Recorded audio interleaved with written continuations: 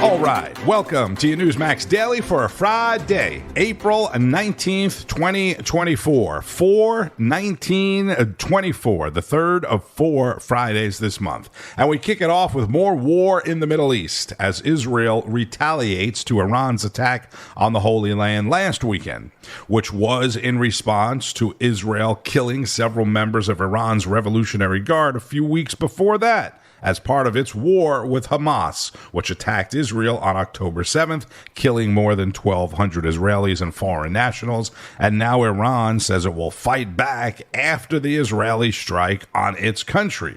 So you see where all this is going, all while the Biden administration continuously warned each country against retaliation and encouraged diplomacy, which they are still doing. I'm not going to speak to these reported events. All I can say is that for our part and for the entire G7, our focus has been on de-escalation, on avoiding a larger conflict. That is Secretary of State Antony Blinken at the G7 meetings in Italy. The United States has not been involved in any offensive operations.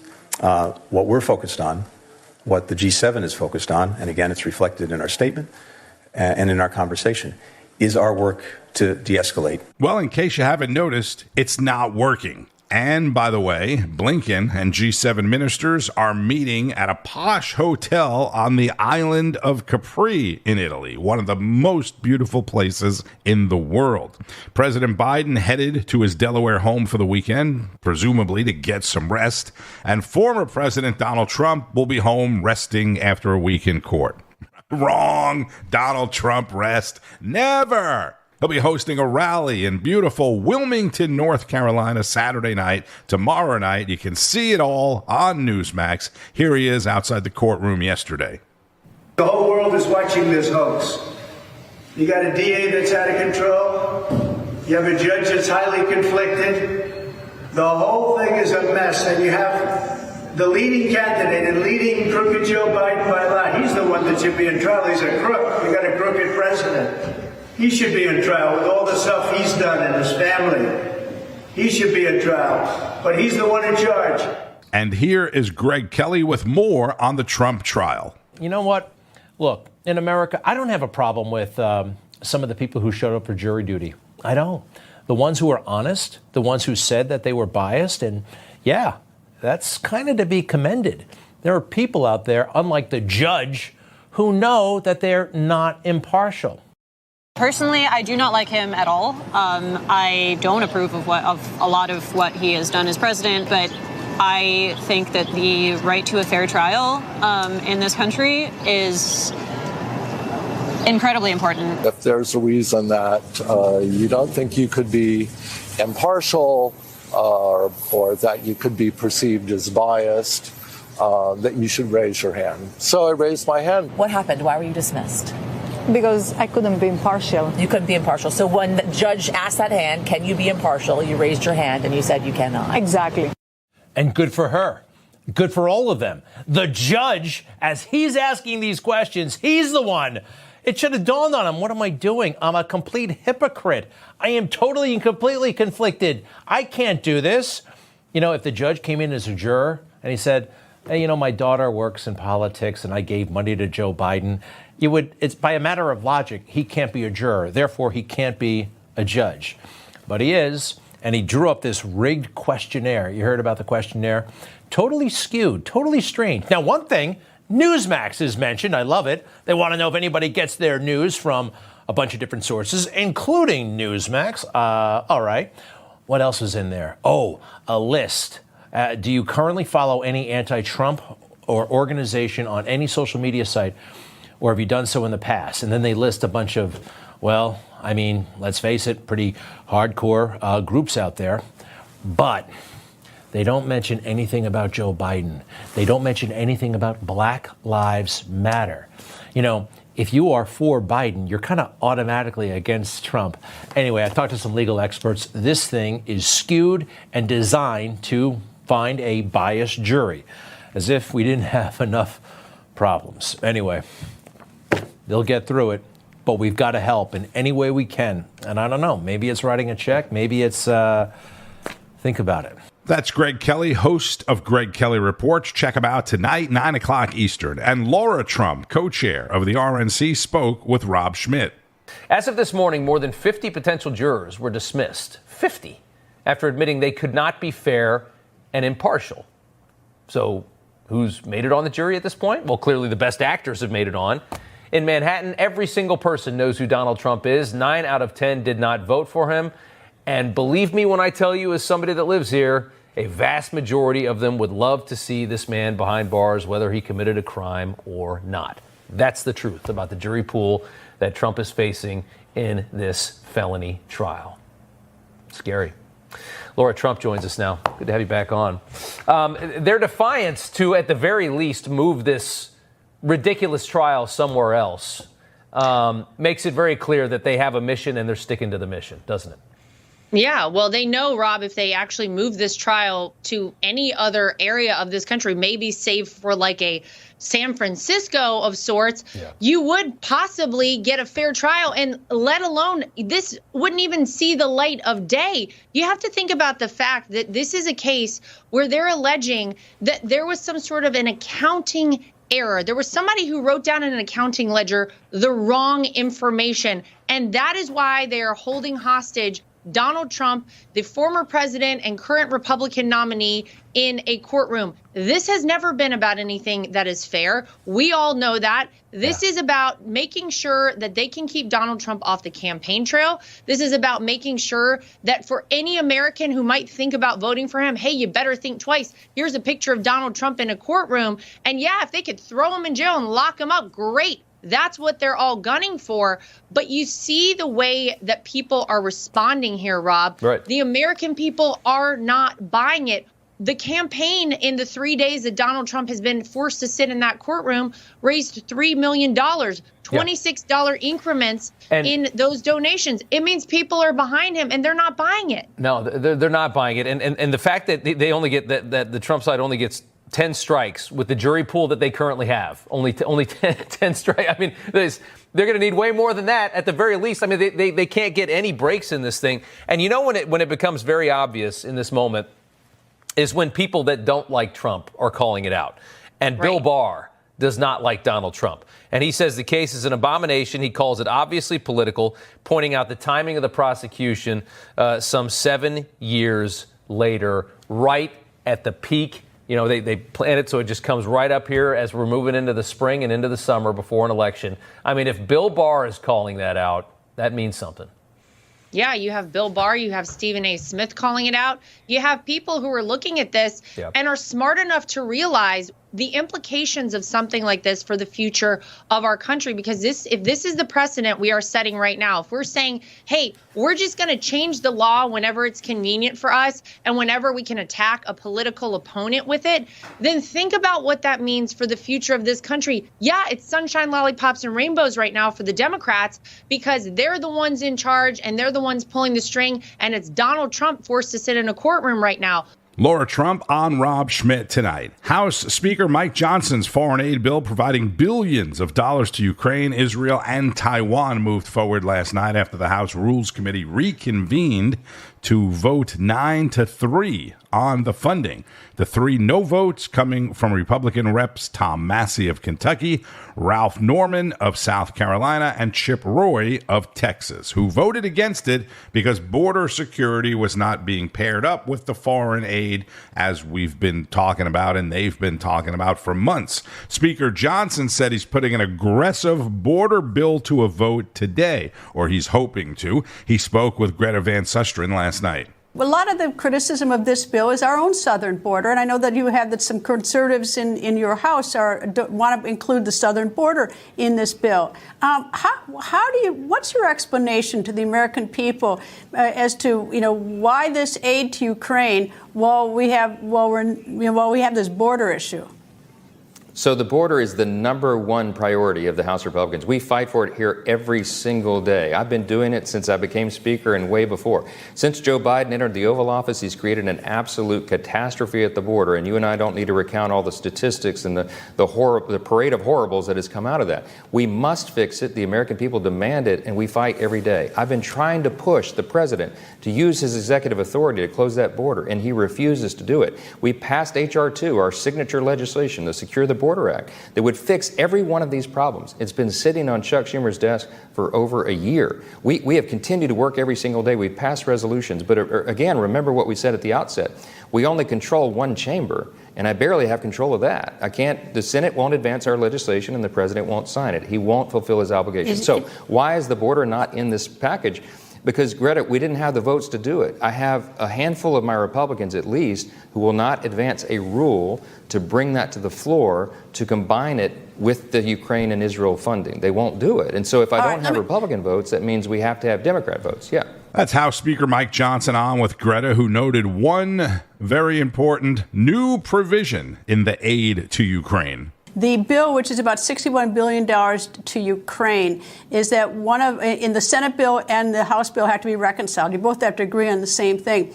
The House wants to put a portion of that as a loan to Ukraine. The Senate bill does not have that. And can you explain that to me? Because, I mean, it might be more appealing to the House if it were a loan. And we know that even if we loan money to Ukraine, we can later forgive it. You know, we forgive loans often. So tell me about that loan provision and why maybe you have some idea why the Senate won't make that a loan to Ukraine rather than just be giving them the money. Well, the Senate's going to have to now, and that's a really important question. What we did was we rejected the Senate supplemental bill because it was everything merged into one, and it didn't have some of these important features that we want in the bill. So we redrafted it, and we're going to send them a House supplemental bill that's very different. For one thing, we broke it into 4 pieces. We have the Israel component, the Ukraine component, the Indo-Pacific component, and then we have a 4th bill that is in this package that has a lot of our innovations included, like the Repo Act, where we use the seized assets of corrupt Russian oligarchs to fund the opposition in Ukraine. Everybody thinks that makes sense. President Trump is credited with really advancing this idea of the loan concept, to your point. And so what we've done is we say any of the funding that goes to Ukraine for this governmental assistance is in the form of a loan. That's in our package that the House will be voting on early Saturday. The rule is being finished up tonight to make that possible. We've also included a lot of other things, like increasing sanctions against Iran and Russia. We're going to change the strategy and have a lot more oversight and accountability over the funds, because that's what the American people deserve. But as I've said so many times in the last 24 hours, I would rather send bullets to Ukraine than American boys. We don't want to have boots on the ground. We can prevent that by allowing them to hold Putin at bay. And I think, Greta, very frankly, that Donald Trump, when he's elected, I think he can broker a peace over there. But we got to at least allow the Ukrainians to defend themselves until we get to that point. He thinks Trump can put an end to it. As you know, Donald Trump has been saying all along that if he were president, the war in Ukraine wouldn't have even been happening. And he has also said that he will be able to end it when he's reelected. The invasion of Ukraine, this one at least, began in February of 2022, more than 2 years ago. And what have we done to end it other than give Ukraine $100+ billion? Nobody has any real accurate numbers, 100 billion, 200 billion. But that's all we've done. Speaker Johnson taking a lot of heat from fellow Republicans for his handling of the aid bill and funding, or lack thereof, for the border. All right. Well, it's no secret that you, as a leader of the House, it's a very different role than just being a member of Congress. You've got to lead the whole place, Republicans and Democrats. You only have a 2-person majority right now. It's going to go down to 1 next week. Tell me, if this bill having to do with foreign aid, would it be a different bill if you had let's say, a 10 or 15 vote majority? Yeah, absolutely, Greta. It would, of course. Remember, and I have to remind people at home all the time, Republicans here only control, of course, 1 chamber of Congress. We only have the House, and to your point, we barely have that. Next week, we'll be down again to the smallest majority in U.S. history, a 1-vote margin. And that means if I want to pass legislation that I love, I've got to get every single Republican on board. And then even if we do that, Greta, remember, everybody remembers from civics class, there's 2 chambers of Congress, right? We send it over, as we've done for many pieces of legislation, to the Senate. And Chuck Schumer and the Democrats control the Senate. Oh, and of course we have a Democrat in the White House. So it makes it very challenging for us to get 100% of what we want on anything. It's actually impossible. And that's why all of our legislation is sitting on Chuck Schumer's desk collecting dust right now. So when it comes to a bill like this, we fight hard, we get as much as we can on the product, and we try to take care of these obligations. And you know, as Reagan reminded us, I'd rather get 80% of what I want than go over the cliff with a flag waving, and we got to remind ourselves of that every day here. House Speaker Mike Johnson there on the record with Greta Van Susteren channeling Ronald Reagan as a means of defense. There is no doubt, it is a very tough job. Congress will be working over the weekend and is expected to vote on the bill tomorrow, so we will see over the weekend how it all plays out. Obviously, we'll be talking about that on Monday. As for Johnson's job being on the line, this is Congressman Tim Burchett on Wake Up America this morning with Rob Finity. Congressman, we're showing video of Mike Johnson with your party's presumptive nominee on Saturday down in Florida. So that, to me, is an endorsement. Now, I know that Donald Trump was asked outside a bodega on Tuesday, you know, what's going to happen with Mike Johnson, and Trump said, you know, we'll see how it plays out. I would watch what he does more than what he says, as we've learned with Donald Trump. If he's inviting Mike Johnson down to Mar-a-Lago, that's an endorsement. What's the deal with House Republicans? Why can't they get it together?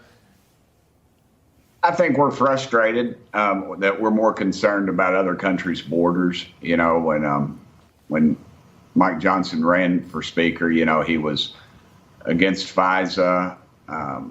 He's strong on our border.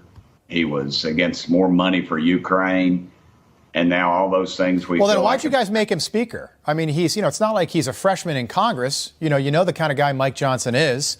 You took 8 to get rid of Kevin McCarthy. Right now, my list, and if you've got another name, I'd be curious, but I've got Anna Paulina Luna, Andy Biggs, Marjorie Taylor Greene, and, of course, Thomas Massie. Okay. Well, I don't know about 2 of those. I'd be a little surprised on a couple of those, but it really doesn't matter. I suspect. Which two do you suspect are not? I'm not sure about Andy Biggs or Luna. I've been with them a lot here in the last couple of days. I was with Luna and her husband and her little baby Henry last night. Yep. A meeting. And I didn't feel like that was where that was headed, but maybe I'm wrong. But it really doesn't matter because so many members some folks have gone home.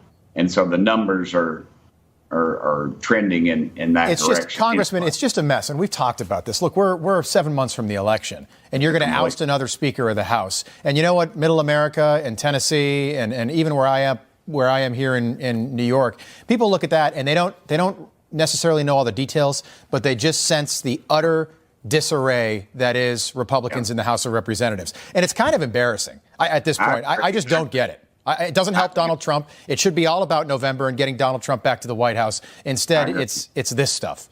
Are there any other names that you think that could vote to oust him if it comes to that?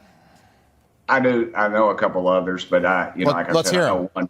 I know one for certain. Until they come forward, I'm not going to say it's their business, but I think it's a bad idea on their part. Honestly, all we're doing is giving the gavel to the Democrats. Yeah. And you will see. And, that. Congressman, why don't you call out your colleagues right here? If you don't want this to happen, call them out. I don't think that does any good. That just entrenches them even more if you know the mentality of folks like this. Or it could give them pause to have second thoughts. It can work both ways. They'll have plenty of pause, but I just don't think it's a good idea. I think it's a terrible idea on their part to even do it. Tennessee Rep. Tim Burchett, who is also against the funding for Ukraine. Just quickly, Ukraine funding, does the vote happen tomorrow? I believe it does, and I think it's a terrible idea. Once again, they're going to say it's going to be some kind of loan, and you and I both know there's no loan there. We'll end up rebuilding their infrastructure. Ultimately, no matter what happens, they've got no plan to victory. They've got no plan other than to take our money And we don't really know where it's going. I think it's a bad idea. It's Europe's war. Let them fight it. Again, Tennessee Congressman Tim Burchett on Wake Up America with co-host Rob Finnerty. On Wall Street, stocks hit the skids overnight with word of Israel's attack on Iran. The market's opening in the red this morning. The S&P 500 working on its worst week in about 6 months.